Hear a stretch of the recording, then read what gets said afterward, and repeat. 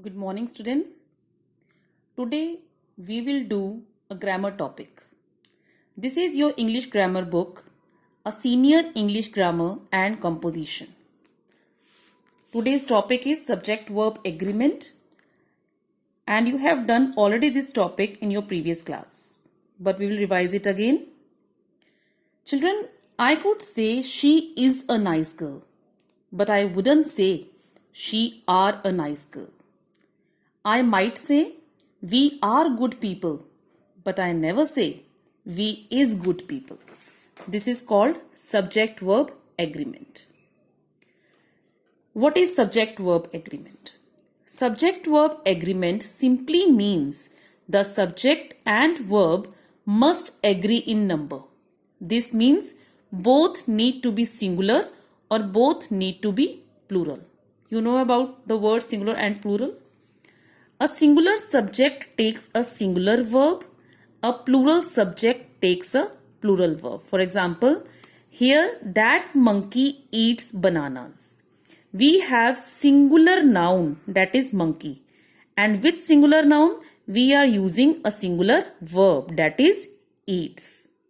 Second example is, those monkeys eat bananas. Those monkeys, that is plural nouns, and eat is plural verb.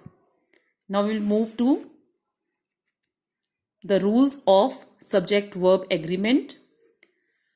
Two or more singular subjects joined by and take a plural verb. Mohan and Sohan. Mohan is singular noun and Sohan is also a singular noun. With and it is connected with and. Mohan and Sohan. So here we are using have, that is plural verb.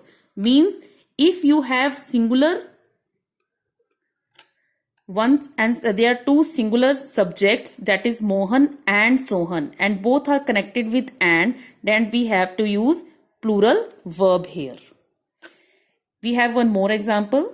He and I. He is a singular noun, singular subject, and I is a second singular subject and is connected with and.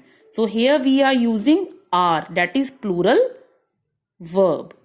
He and I are great friends. He and I are great friends. This is the first rule.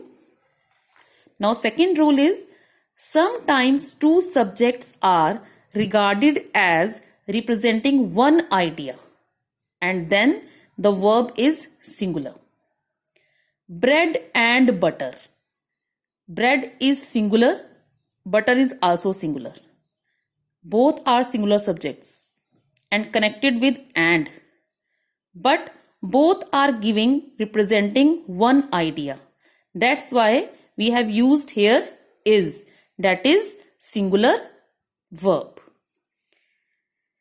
If two singular nouns refer to the same person or thing, the verb must be singular.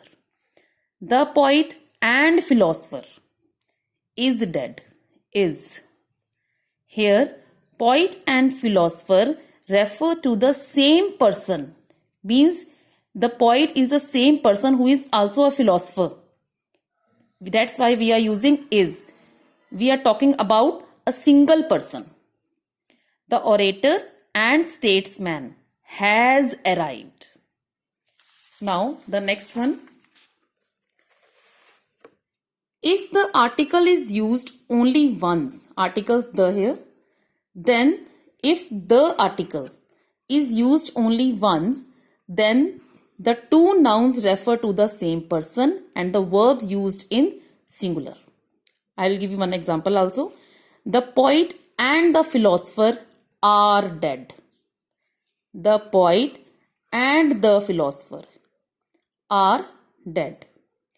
But if the article is mentioned twice, then two distinct persons are intended. गलत हो गया ये भी.